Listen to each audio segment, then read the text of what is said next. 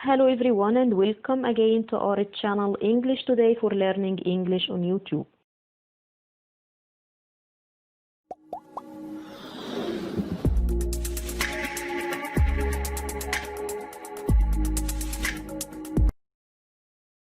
Today in this video we're gonna finish together the most important English vocabularies related to the living room and the kitchen too. ازيكم عاملين ايه؟ في الفيديو ده ان شاء الله هنكمل مع بعض اهم المفردات اللغوية المرتبطة بحجرة المعيشة والمطبخ. Concerning the living room vocabularies that we will start with,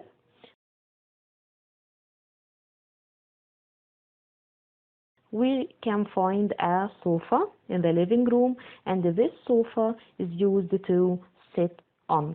بخصوص المفردات اللغوية المرتبطة بحجرة المعيشة عندنا السوفا، سوفا معناها كنبة and this sofa is used to sit on بتستخدم علشان sit on نجلس عليها. We can also find some curtains اللي هي الستاير. We hang these curtains over the walls and some windows to cover them with. الستاير ديت hanged بنعلقها we hang them على الوولز الجدران and some windows وبعد الشبابيك to cover them with عشان نغطيهم بيها.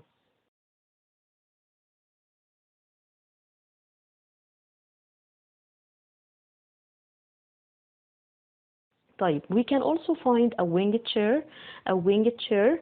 It's a kind of a chairs نوع من انواع الكراسي that has wings on each side and a high back اللي احنا الكرسي اللي احنا متعودين عليه زي بتاع الانتريه كده. بيبقى له army chairs سندات كده بنسند عليها الكرسي ده ويبقى له high back يعني الخلفية بتاعته او الظهر بتاعه بيبقى عالي او مرتفع شوية. we call it بنسميه a winged chair. So in the living room عشان كده في living room نقدر we can find a sofa زي ما اتفقنا some curtains and a winged chair.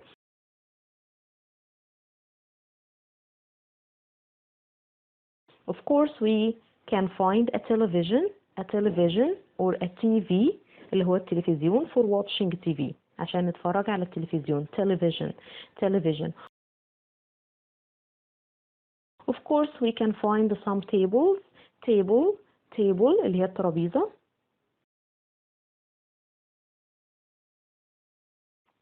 There is also a carpet in the living room to cover the floor with. We put this carpet on the floor. Carpet اللي هي السجادة بنستخدمها to cover the floor عشان نغطي الأرضية and we put this carpet بنضع السجادة ديت on the floor على الأرضية.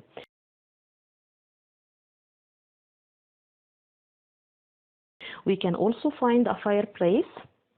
هي دي ممكن تكون مش موجودة في البيوت بتاعتنا قوي لكن in most of the European homes في معظم المنازل الأوروبية بنلاقيها موجودة. الفايربليس ديت is used for feeling warm بتخلينا نشعر بالتدفئة. مكان كده بيخصصوه بيبقى فيه نار وبيدي منظر كويس منظر حلو and it's used for feeling warm because as you know it's cold there الجو هناك بيبقى بارد فبيعملوا fireplace مكان للتدفئة ودي بنشوفه في معظم الأفلام.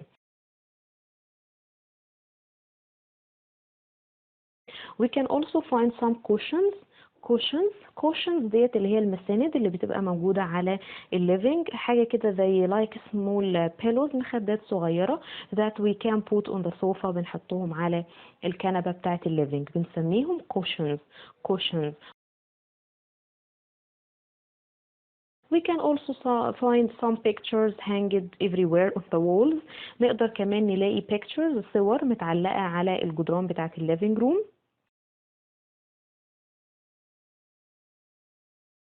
We can find a fan. This fan helps one not to feel hot. If it's hot, you can switch on, you can turn on the fan. لو الجو حر turn on أو switch on بمعنى بنشغل the fan.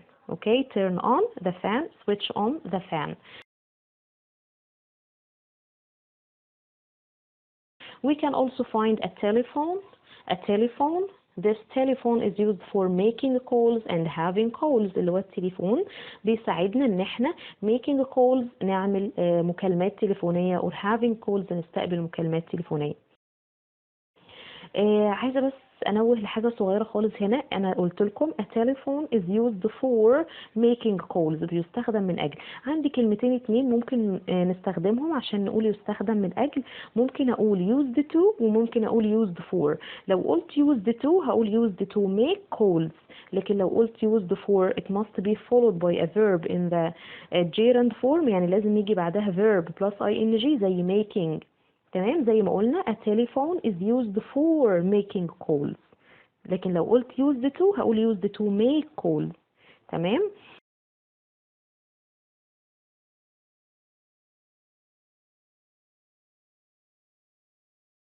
We can also find in the living room a remote for choosing your favorite channel and controlling the volume and so on، اللي هو الريموت. تمام، بتاع التلفزيون. We can also find a vase. This vase has some flowers. Vase اللي هي الفازة. Vase.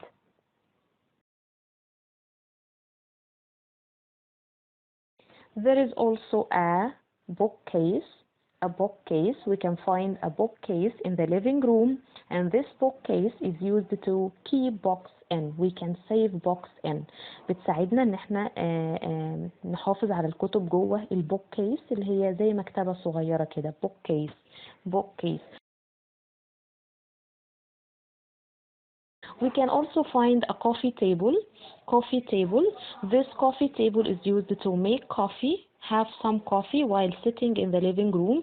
الكوفي تيبل اللي هي ترابيزة القهوة.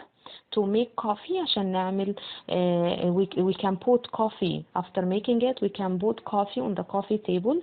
So this coffee table will help you to have some coffee while sitting in the living room.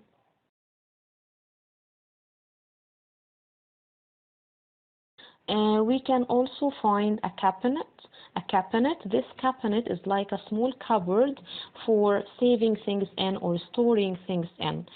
cabinet دي حاجة زي دولاب صغير كده بنسميه عندنا عسكري، وبنستخدمه عشان نخزن جواه الأشياء بتاعتنا.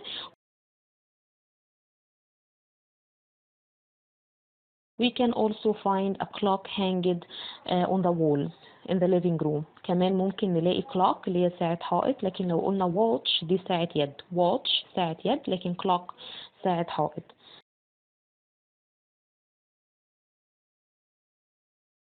Okay.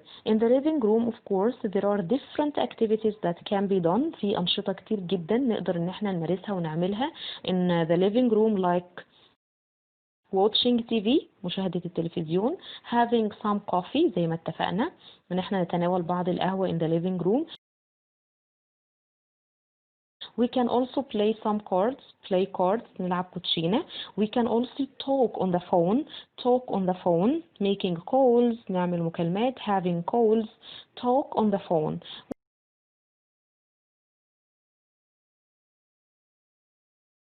We can also sleep in the living room. You can also listen to music and have a birthday party.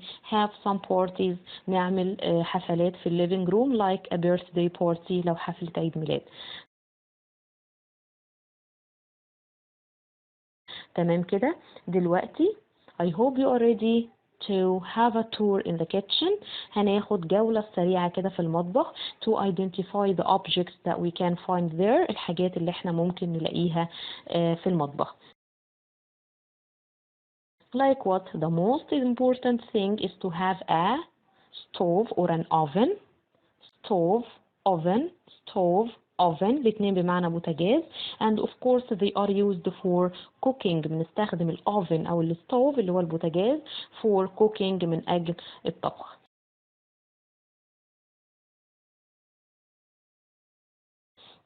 طبعا الاوفن او الستوف بيبقى عليه ايه to cook on حاجة اسمها burner اللي هي النار، المكان اللي بيطلع منه النار بنسميها عين او الشعلة نفسها بتاع الستوف او الاوفن.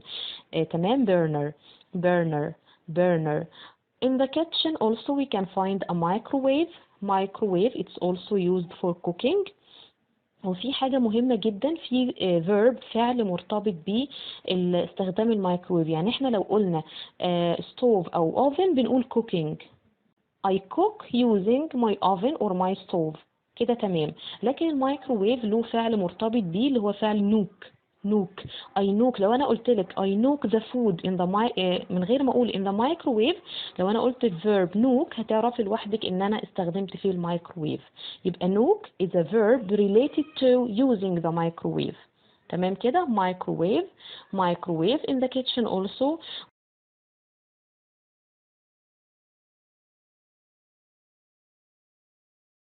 We can find a refrigerator.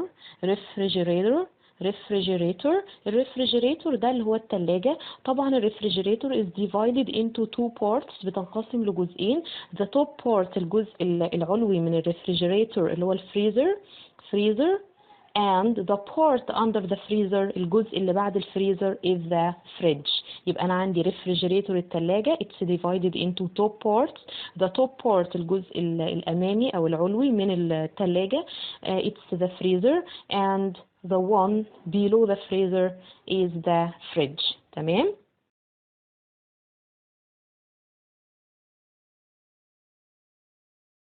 Also, we can find a dishwasher in the kitchen, and you will be so lucky if you have a dishwasher. لو عندنا dishwasher اللي هي غسالة الأطباق طبعا محظوظين جدا جدا. This dishwasher is used for washing the dishes. washing the dishes. يبقى من أجل washing the dishes غسيل الأطباق we should find a dishwasher اللي هي غسالة الأطباق. Also, we can find a sink. a sink in the kitchen. sink اللي هي الحوض for washing the dishes عشان نغسل الأطباق. ده لو كان hand washing، لو كان غسيل باليد hand washing يبقى احنا we will use the sink.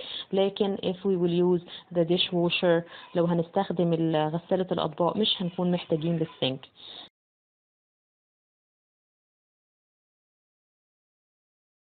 We can also find some detergent. الديترجنت ده is the liquid هو السائل used for washing the dishes، سواء هيبقى hand washing the dishes هتغسل الأطباق بإيدك or you will use the dishwasher you need some detergent. بنبقى محتاجين some detergent أو dishwasher bod. الاتنين معناهم سائل لغسيل الأطباق detergent or dishwasher pod.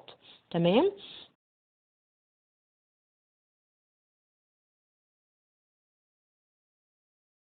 طبعا there is an area used for preparing food. في مساحة كده في المطبخ بنستخدمها عشان نقطع عليها الحاجات ونحط عليها الأكل اللي جاهز وكده اللي هي رخامة المطبخ. it's counter in English. it's counter. so the counter is an area used for preparing food اللي هي رخامة المطبخ. counter ممكن نسمعها top counter في بعض الأحيان top counter or counter.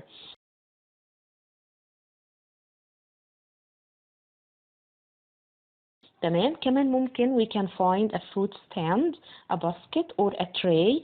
التلاتة دولت are used for yes putting fruits in. اللي هي الفروت ستاند حامل الفاكهة. basket اللي هي ممكن نحطها في basket زي طبق ديب شوية عميق شوية. tray we can also put fruits in a tray on a tray على الصينية. كل المعاني ديت are used for fruits. fruit stand, basket, tray.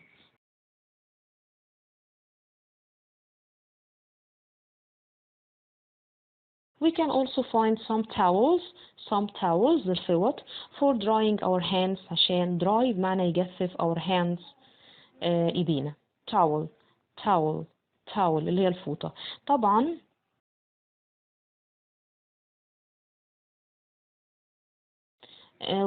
if we are doing or washing the dishes by our hands لو احنا هنغسل الداشز الأطباق بإيدينا we will use a sponge اللي هي السكوتشة أو الحاجة الأسفنجية اللي بنغسل بيها الأطباق بنسميها sponge. وفي حاجة كده بنستخدمها برضو عشان نغسل بيها الأطباق، little pieces of metal mixed up together، حاجة كده من المعدن الخفيف mixed up together، ملفوفة على بعضها، اللي هي السلكة، الجزء اللي من السلك ده بنسميها steel wool. steel wool. steel wool. وطبعا we will do all these activities or all these actions using the apron. apron. apron. apron is a piece of cloth, okay, that you put on while washing the dishes. نقدر نخمن معناها. apron اللي هي مريالة المطبخ. apron. apron. طبعا there are some other objects، في حاجات تانية، رفايع صغيرة كده هنتعرض ليها بسرعة. ممكن نقول bottle. bottle you can find a lot of bottles in the kitchen. bottle اللي هي زجاجة. ممكن bowl. bowl to put soup in، زي الشوربة مثلا. bowl دي اللي هي البولة. mixer. mixer. mixer اللي هو الخلاط.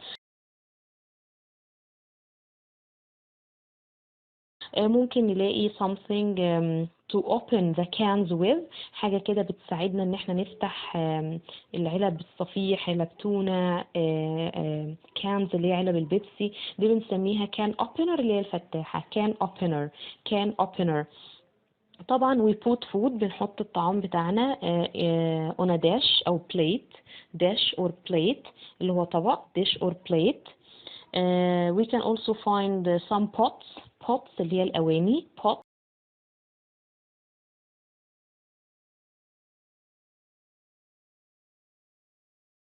عندي حاجة اسمها pan.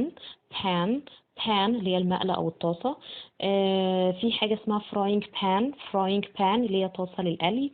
we can also find glasses، كوبايات. glasses. glasses for having some water or having some juice، نشرب فيها مية، عصير. cups for coffee. cups اللي هي فناجين للقهوة. cup. cup اللي هو الفنجان. mug. mug. mug. تمام. احيانا بيبقى بنحتاج ان احنا something to peel things with، حاجات عشان نقشر بيها بعض الاشياء. some vegetables، بعض التوابل، بعض الخضروات، دي بنسميها vegetable peeler. vegetable peeler. peeler. peeler اللي هي القشارة. تمام. we can also find a whisk. whisk اللي هو المضرب اليدوي.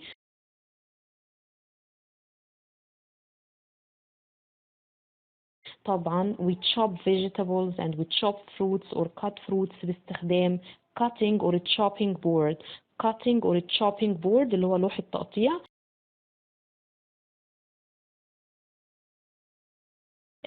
we can also find a knife used for cutting things. cutting meat اللي هي السكينة. knife. spoon معلقة. fork شوكة. kettle اللي هي الغلاية. kettle for boiling water. and we can also find an oven mat.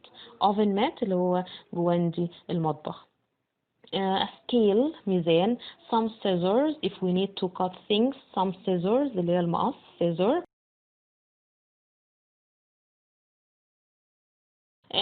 and we can also find some matches، بعض الكبريت to make fire، عشان لو احنا عايزين نولع حاجة we need some matches.